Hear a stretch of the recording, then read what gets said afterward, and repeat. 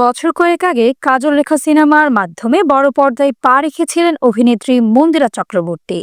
এরপর গেল ঈদে মুক্তি পাওয়া তার সিনেমা নীলচক্র প্রশংসিত হয় দর্শক মহলে। আর সেই সঙ্গে অনুরাগীদেরও প্রিয় মুখে পরিণত হন এই নায়িকা। এদিকে ক্যারিয়ারের শুরুতে মন্দিরা জানিয়েছিলেন তার প্রিয় অভিনেতা আরেফিন শুভ।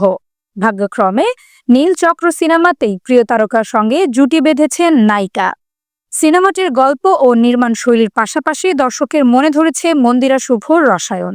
শুধু তাই নয়, সিনেমাটির প্রচারণার সময়ও এই জুটি খুনসুটি নজর কাড়ে দর্শকের। সেই থেকেই নানা জল্পনা, পর্দার এই জুটি বাস্তবেও এক হলে বরং মন্দ নয়। বিচ্ছেদের পর সিঙ্গেল লাইফ কাটাচ্ছেন আরেফিন শুভ, ফলে নীলচক্র দেখে অনেক দর্শকের মত এমনটাই। বিষয়টি নিয়ে দর্শক মহলে যখন নানা জল্পনা, তখনই নানা প্রশ্নের মুখোমুখি হচ্ছেন মন্দিরা। সম্প্রতি এক সাক্ষাৎকারে এ প্রসঙ্গে নিজের অবস্থান স্পষ্ট করেছেন এই নায়িকা।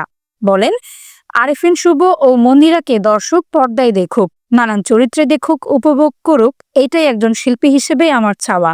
বাস্তব জীবন নয়, আমরা এক হব পর্দার গল্পেই। ব্যক্তিজীবন নিয়ে ভক্তদের কৌতূহল থাকলেও এই মুহূর্তে সেই বিষয়ে কিছু বলতে নারাজ মন্দিরা। বলেন, পার্সোনাল লাইফ, বিয়ে এসব নিয়ে এখন একদমই ভাবছি না, এসব নিয়ে বেশি কিছু বলতে চাই না।